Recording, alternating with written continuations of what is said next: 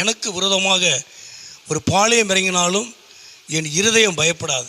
எனக்கு விரோதமாக ஒரு பெரிய பாளையம் இறங்கினாலும் ஒரு பெரும் கூட்டம் வந்தாலும் என் இருதயம் பயப்படுவதில்லை, நான் அஞ்சுவதில்லை. காரணம் என்ன அப்படின்னா, என் ஆண்டவராகிய தேவன் அவர் எனக்கு வெளிச்சமாக இருக்கிறார், அவர் எனக்கு விடுதலையாக இருக்கிறார், அவர் என் ஜீவனுக்கு அவர் பலனாக இருக்கிறார். ஆபகுக்கில் கூட நம்ம வாசிக்கிறோம், கர்த்தர் என் பலன் அப்படின்னு சொல்லி வாசிக்கிறோம். 91ஆம் சங்கீதத்தில் வாசிக்கிறோம், அவர் எனக்கு அடைக்கலம் என் கோட்டைன்னு சொல்லி வாசிக்கிறோம். அப்போ இந்த நாட்களில் அவர் எனக்கு அடைக்கலமாக இருக்கிறார், அவர் எனக்கு கோட்டை, எனக்கு பாதுகாப்பாக இருக்கிறார், அவர் எனக்கு பலனாக இருக்கிறார், அவர் எனக்கு விடுதலையாக இருக்கிறார். நான் யாருக்கு பயப்படும், யாருக்கு அஞ்சுவேன்?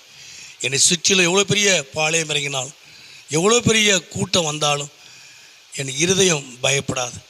காரணம் அவரே என் ரட்சிப்பு, அவரே எனக்கு வெளிச்சம், அவரே எனக்கு பலன், அவரே எனக்கு அடைக்கலம், அவரே எனக்கு கோட்டை.